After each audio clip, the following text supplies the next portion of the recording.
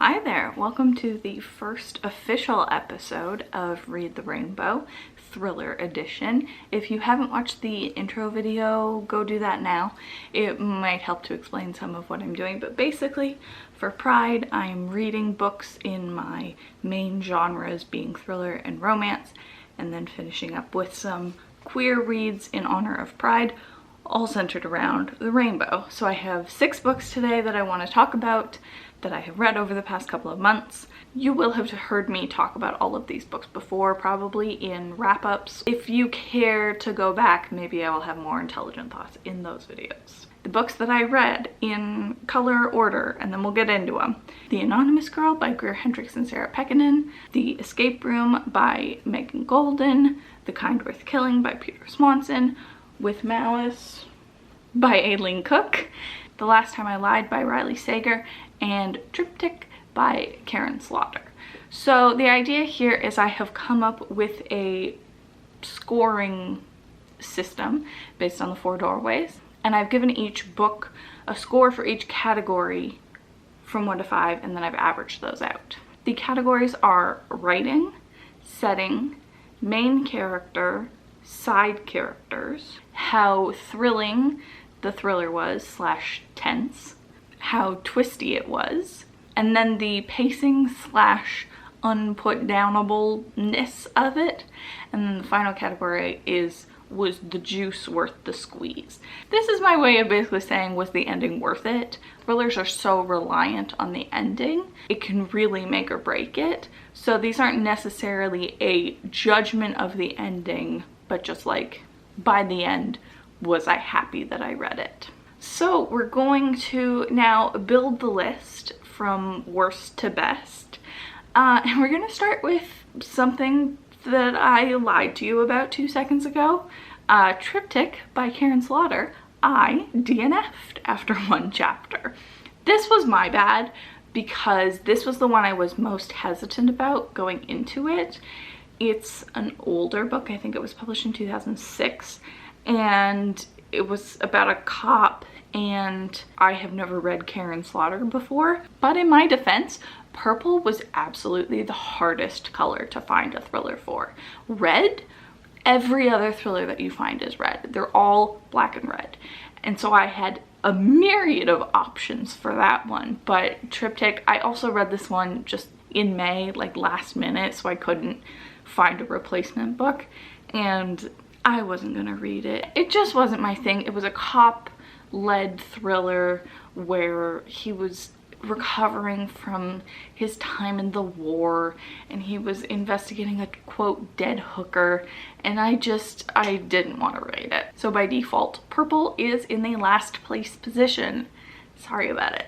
Then to a book that I actually did read, we have in the 5th place position, An Anonymous Girl by Greer, Hendricks, and Sarah Pekkanen. This is extremely disappointing, but I kind of suspected that it would be going into it. I heard if you liked The Wife Between Us, which I did, that you wouldn't like An Anonymous Girl, which I did not.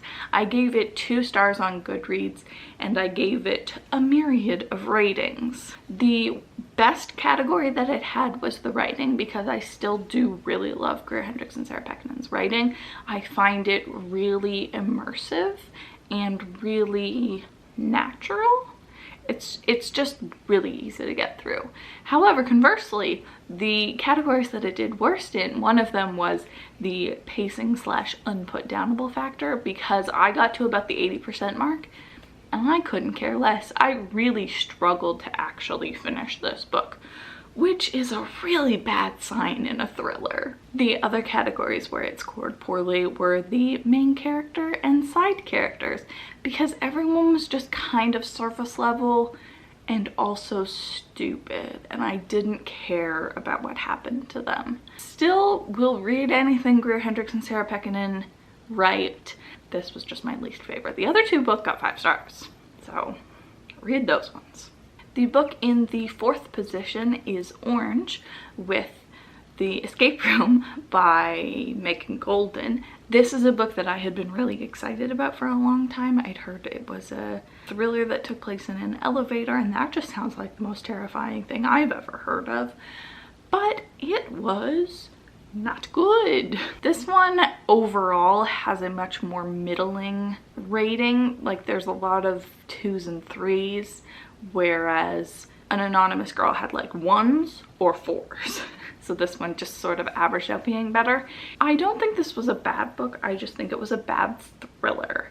I think that the thrilling aspects of it didn't really start to pick up until about the halfway point, and the rest of it was just kind of a bummer to read. Notable categories include setting getting a 1, because most of this book, well, it's in 2 timelines, and one timeline takes place exclusively in the elevator, and it gets old very quickly. The other timeline takes place mostly at the office. Like, they're investment bankers, and so they spend really long days in the office, and there really isn't a setting to speak of. This book didn't get anything above a 3 for me for the categories. I ended up giving it a 2 on Goodreads, which I think is fair. For the book in the 3rd place spot, we have With Malice by Eileen Cook. This one I'm a little bit sad about.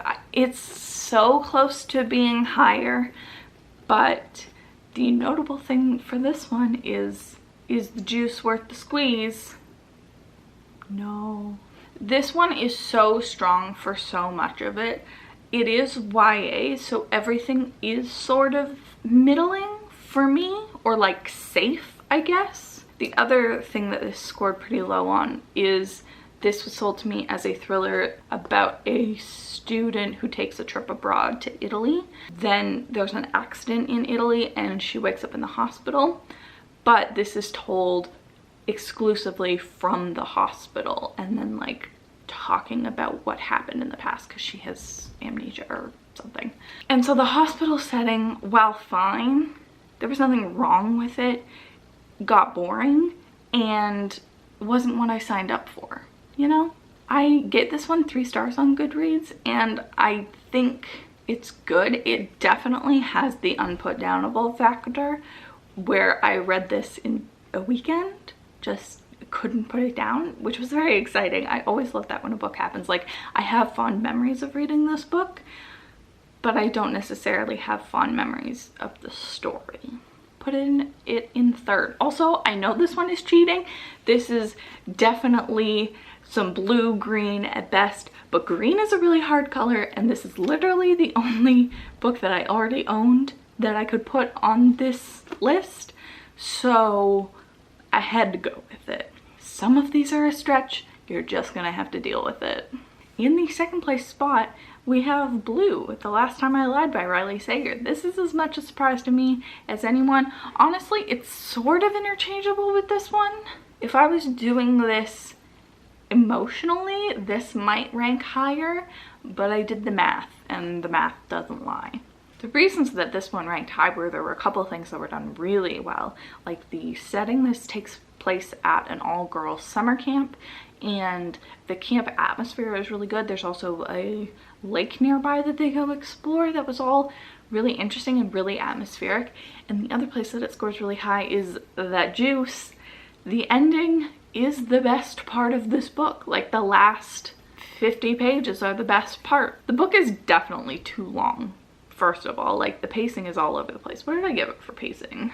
I gave it a 3 for pacing / unputdownable, but I think that if we separated pacing and unputdownable, those would be separate, because it was unputdownable. Stuff was always happening. You were always figuring stuff out, but it was too long, and it takes place in 2 timelines, so it moves kind of slowly. The other thing that I didn't love about this book was the main character.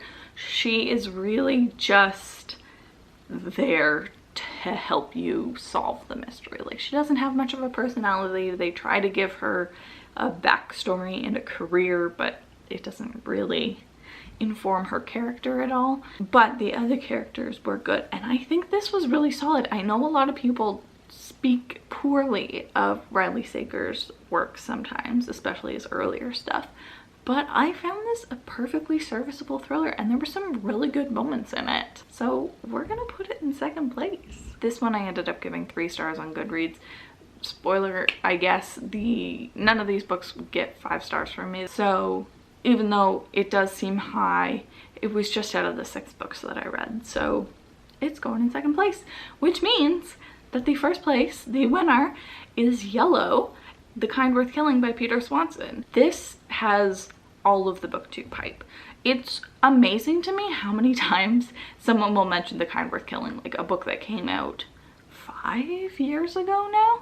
People are still talking about it, and I think it's well deserved.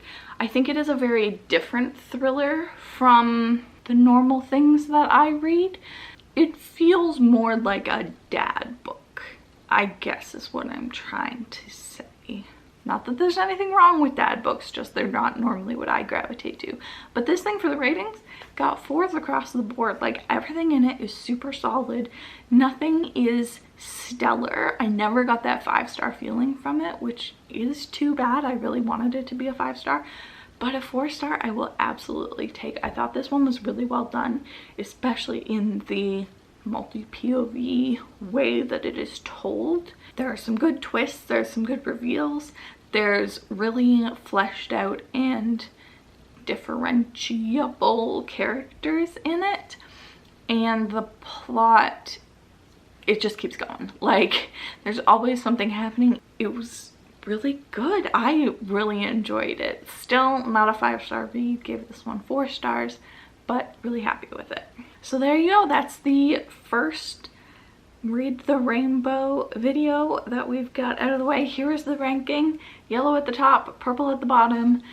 Can't say I'm super surprised by any of these. The Kind Worth Killing has gotten all of the hype forever, and I'd never heard anyone talk about Karin Slaughter's older books, so those aren't really a surprise. Some of the middle things definitely could be interchangeable. Perfectly serviceable. I had a good time reading almost all of them. I think there is an audience for all of them, but I don't think any of them are going to be anyone's favorite book. One other thing that I did was check out the Goodreads ratings for all of these. So here they are listed by their score on Goodreads, and then you can compare those to my rankings. The big differences here are, of course, the top Goodreads result is my bottom, but other than that, they're all pretty similar. With Malice is in their bottom spot and it's my 3rd, but I do sort of wonder if that's the nature of sort of being YA. I'm not sure. I do find it interesting how many are in the right spots though, and all of these books have relatively good scores, other than with Malice. A 3.5 isn't great, but a 3.82 is perfectly respectable. All right, that's it. Thank you for joining me. Tune in next week. We're gonna have episode 2 of the Read the Rainbow with romance books, so get excited for that. Thank you for watching, and I'll see you next week. Bye.